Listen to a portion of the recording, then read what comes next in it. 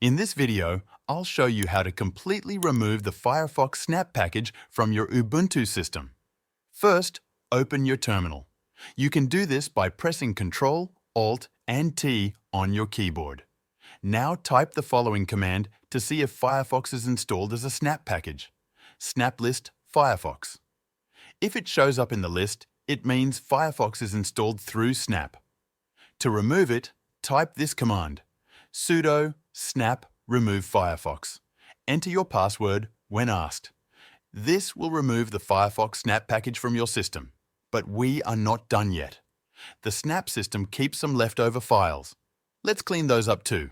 Run this command: rf-snap firefox. This deletes your Firefox Snap user data.